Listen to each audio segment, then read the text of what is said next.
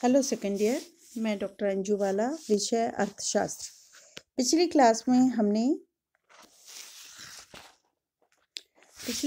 में हमने एक नया चैप्टर स्टार्ट किया था, पूर्ण प्रतिस्पर्धा में कीमत व उत्पत्ति निर्धारण। उसमें मैंने बताया था कि पूर्ण विशुद्ध प्रतियोगिता किसे कहते हैं, उसकी क्या शर्तें हैं।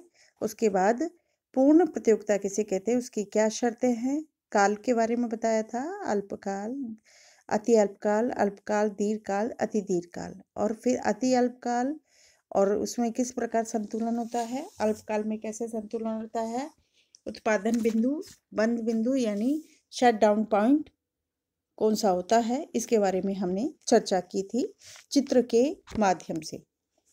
आगे हम करेंगे फर्म के अल्पकालीन पूर्ति वक्र यानी short period supply curve of the firm. Firm का अल्पकालीन बिंदु वक्र भी स्पष्ट हो जाता है कि फर्म Q3 से नीचे उत्पादन नहीं करती। Q3 बिंदु पर फर्म की सीमांत लागत औसत परिवर्तनशील लागत के बराबर होती है। यह फर्म के लिए उत्पादन बंद गिरोह यानी शट डाउन पॉइंट कहलाता है। इस बिंदु पर कीमत के जरा से नीचे आने पर उत्पादन बंद कर दिया जाएगा। अतः फर्म के एसएमसी वक्र का यह भाग जो Q3 से आगे आता है, फर्म का अल्पकालीन पूर्ति वक्र कहलाता है। इस पर उत्पत्ति करके फर्म अपना लाभ अधिकतम अथवा हानि न्यूनतम कर सकती है। इस अवधारणा का बड़ा महत्व होता है क्योंकि विभिन्न फर्मों के इस अल्पकालीन पूर्ति वक्रों को क्षैतिज रूप में जोड़कर हम उद्योग का अल्पकालीन पूर्ति वक्र निकालते हैं। अल्पकाल में उद्योग में उत्पत्ति व कीमत निर्धारण। उद्योग का पूर्ति वक्र विभिन्न फर्मों के एसएमसी यानी अल्पकालीन सीमांत लागत के उन अंशों को जो एवीसी से ऊपर होते हैं क्षैतिज रूप से जोड़ ले तो उद्योग का पूर्ति वक्र बनाया जा सकता है, जैसा कि चित्र में बताया गया है। चित्र में बताया गया है, देखिए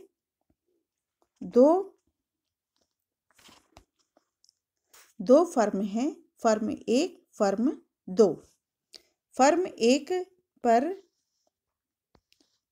ये अल्पकालीन सीमांत लागत है, फर्म 2 में अल्पकालीन सीमांत एसएमसी 2 है।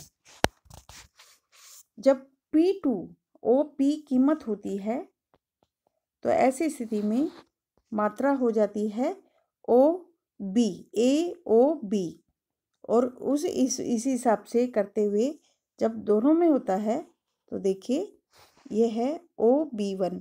यहाँ पर दोनों फर्मों का पूर्ति वक्र दोनों को जोड़ा गया है। देखिए ये आपका पूर्ति वक्र है जो कि संतुलन हो रहा है और उसी संतुलन पर जो कीमत निर्धारित होती है उसे दोनों फर्म एक्सेप्ट करती है। उस पर कितना उत्पादन करेंगी इसका निर्णय वो खुद करती हैं। अगर कीमत OP0 होता है तो फर्म A OA उत्पादन करेगी, फर्म B है दूसरी है वो OA1 उत्पादन करेगी। दोनों को उत्पादन को जोड़ ले तो उत्पादन होगा OA, कैपिटल A। इसी प्रकार OP कीमत पर उत्पादन बढ़ जाएगा और टोटल उत्पादन होगा OB।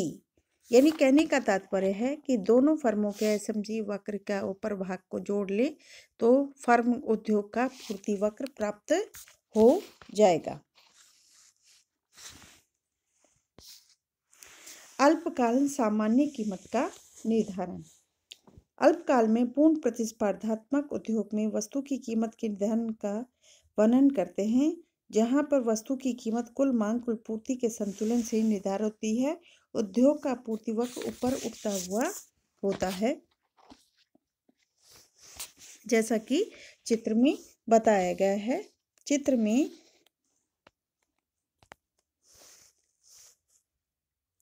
OX पे मात्रा है, OY पर कीमत है और कुल मांग और कुल पूर्ति के द्वारा कीमत निर्धारित होती है और उस कीमत को एक फर्म एक्सेप्ट करती है, वही उसका एवरेज रेवेन्यू और मार्जिनल रेवेन्यू दोनों बराबर होते हैं, और जहाँ पर एक फर्म का ये है एसएसी यानी अल्पकालीन औसत वक्र है, और ये है आपका अल्पकालीन सीमांत लागत, और जो आपस में काट रही है ओ क्यू कीमत होगी, ओ क्यू मात्रा होगी, और उस पर जो लाभ आर क्यू लागत है, और उससे ऊपर अपर वाला भाग लाभ को बता रहा है। यानी अल्पकाल में एक उद्योग को, एक फर्म को एनआर के बराबर लाभ प्राप्त हो रहा है, और लागत है वो आर क्यू के बराबर है। यानी टोटल लाभ है वो एम टी एन आर है, एम टी एन आर है। इसी प्रकार लागत है ओ क्यू आर टी। इस प्रकार अल्पकाल में उद्योग में उत्पत्ति व कीमत निर्धारण एवं एक फर्म के द्वारा अपनी उत्पत्ति का निर्धारण किया जा सकता है। दीर्घकाल में उत्पत्ति व कीमत का निर्धारण। दीर्घकाल में फर्म अपने संयंत्र के आकार को बदल सकती है, उद्योग में नई फर्में आ सकती है, पुरानी फर्में बाहर जा सकती है। इस प्रकार मांग के एक बार के परिवर्तन के अनुसार पूर्ति में पूर्ण परिवर्तन का अवसर मिल जाता है। यदि मांग बढ़ती है तो पुरानी फर्में अपना आकार बदल सकती हैं और नई फर्में प्रवेश में पूर्ति कर सकती हैं। यदि मांग घटती है तो पुरानी फर्में अपना आकार घटा सकती हैं, और कुछ घाटा उठाने वाली फर्में उद्योग को छोड़कर बाहर जा सकती है। इस प्रकार पूर्ति में मांग के अनुरूप परिवर्तन हो जाता है। अतः दीर्घकाल में पूर्ति को परिवर्तित करके पर्याप्त अवसर मिलता है। इसका अर्थ यह हुआ कि कीमत पर पूर्ति या लागतों की दशाओं का प्रभाव अधिक प्रबल हो जाता है। अब इसमें बढ़ती हुई लागतों की स्थिति, बढ़ती हुई लागतों की स्थिति इसमें ये बताया गया है। प्रारंभ में डी व एस वक्र पी बिंदु पर क्यू मात्रा तय करती है। अल्पकाल में मांग के बढ़ने पर डी1 हो जाने पर कीमत बढ़कर P1 व मात्रा बढ़कर Q1 हो जाती है। बढ़ती हुई लागतों की स्थिति में नया S1 वक्र नए मांग वक्र डी1 को P2 बिंदु पर काटता है। अतः दीर्घकाल में पूर्ति वक्र LS होगा और कीमत P2 और वस्तु की मात्रा Q2 होगी। दीर्घकाल में पूर्ति वक्र अल्पकालीन पूर्ति वक्र से अधिक लोचदार होता है। दीर्घकाल में बढ़ती हुई लागतों के कारण पैमाने की गैर किफायतें व अनियमितताएं होती हैं। साधनों की कीमतों के बढ़ने से भी लागतें बढ़ जाती है। उत्पादन के साधनों की मात्रा स्थिर होती है।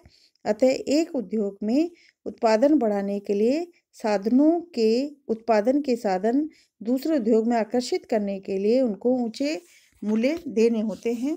फर्म के साधनों की उत्पादकता घट सकती है, जिससे भी लागतें बढ़ जाती है, और घटिया भूमि व कम कार्यकुशल श्रमिकों का उपयोग करना होता है, जिससे लागतें बढ़ती हैं।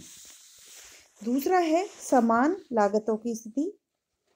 यदि साधनों की कीमत स्थिर है तो पैमाने के समान प्रतिफल मिलते हैं और उद्योग का दीर्घकालीन पूर्ति वक्र क्षैतिज हो जाता है।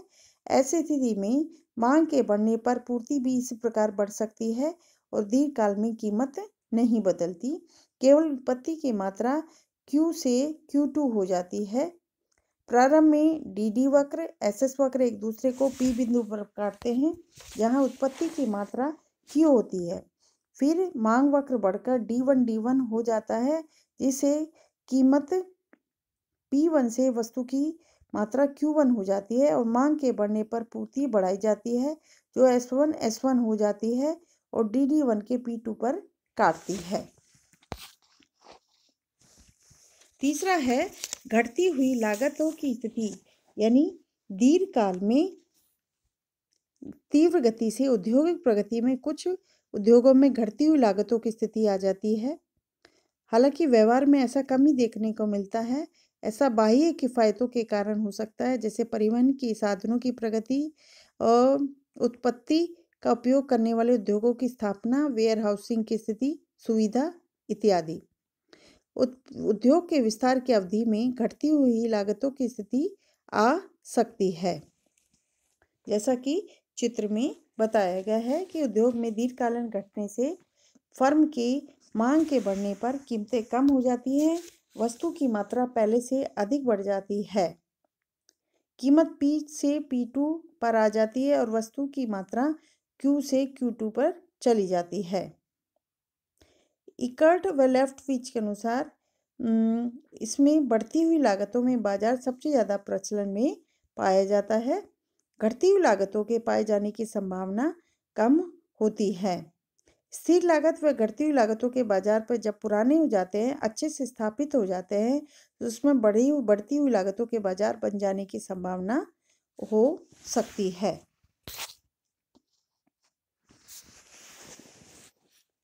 अगला है दीर्घकाल में फर्म का संतुलन। दीर्घकाल में उद्योग में उत्पत्ति व कीमतों का अध्ययन किया जाता है। अब तक हमने फर्म के दीर्घकालीन संतुलन विचार करते हैं। दीर्घकाल में मांग के बढ़ने से पूर्ति के बढ़ने के लिए चालू फर्म अपना आकार बढ़ा लेती है, नई फर्मों का प्रवेश भी हो जाता है। पूर्ति के बढ़ने से कीमत घटकर औसत लागत के बराबर हो जाती है। औसत लागत में सामान्य लाभ शामिल कर लिया जाता है। इस प्रकार दीर्घकाल में एक फर्म को अधिसामान्य लाभ नहीं मिल पाते। एक फर्म को दीर्घकाल में हानि भी नहीं उठानी पड़ती, क्योंकि कीमत की औसत लागत कम होने पर फर्म उद्योग को छोड़ देती है। इस प्रकार दीर्घकाल में संतुलन में OX पे हमने वस्तु की मात्रा ली है, OY पर लागत व कीमत ली है। यहाँ ये रेखा AR/MR बराबर है, इस पे देखिए सारा संतुलन हो रहा है एक साथ, यानी OP कीमत पर दीर्घकाल में संतुलन स्थापित हो जाता है, जहाँ एक फर्म को सामान्य लाभ ही प्राप्त होते हैं।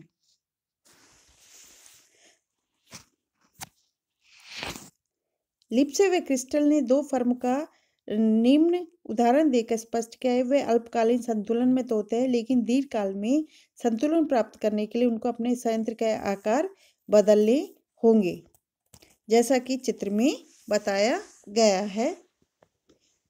SAC और SAC दो फर्म के अल्पकालीन शुद्ध लागत वक्र है, साथ ही उनके सीमांत लागत वक्र भी हैं। OP कीमत पर उद्योग में निर्धारित हुई है, जिस पर पहली फर्म Q1 दूसरी फर्म Q2 माल उत्पादन करेगी। ये दोनों फर्मों के अल्पकालीन संतुलन की दशाएं हैं। लेकिन दीर्घकालीन औसत लागत वक्र है LAC वक्र फर्म 1 को अपना संयंत्र का आकार बढ़ाना होगा, फर्म 2 को घटाना होगा, ताकि प्रत्येक फर्म LAC के न्यूनतम बिंदु तक Q पर उत्पादन कर सके। दोनों फर्म को दीर्घकाल में अपने संयंत्र का आकार बदलने होंगे, तभी संतुलन प्राप्त होगा। आगे है अति अल्पकाल, अल्पकाल और दीर्घकाल में कीमत का निर्धारण। जैसा कि चित्र में बताया है, MSC बाजार पूर्ति में यानी मार्केट सप्लाई कर्व और SPSC अल्पकालीन पूर्ति वक्र और LPSC दीर्घकालीन पूर्ति वक्र है। बाजार अवधि या अति अल्पकाल में कीमत P मात्रा M1 निर्धारित होती है। मांग के D से बढ़कर D1 हो जाने पर कीमत P1 हो जाती है और मात्रा M1 हो जाती है। ऐसा अति अल्पकाल में होता है।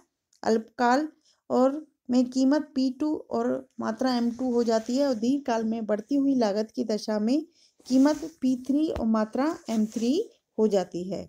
इस प्रकार अवधि के बढ़ने के साथ साथ पूर्ति वक्र के बदलने से कीमत व मात्रा पर प्रभाव पड़ता रहता है। अतः दीर्घकाल में कीमत P3, अल्पकाल में कीमत P1, अल्पकाल में कीमत P2 से नीचे निर्धारित होती है, लेकिन यह प्रारंभिक कीमत P2 से ऊंची होती है। कीमत निर्धारण में समय तत्व का प्रभाव दर्शाने के लिए चित्र का प्रयोग किया जाना चाहिए। Thank you very much.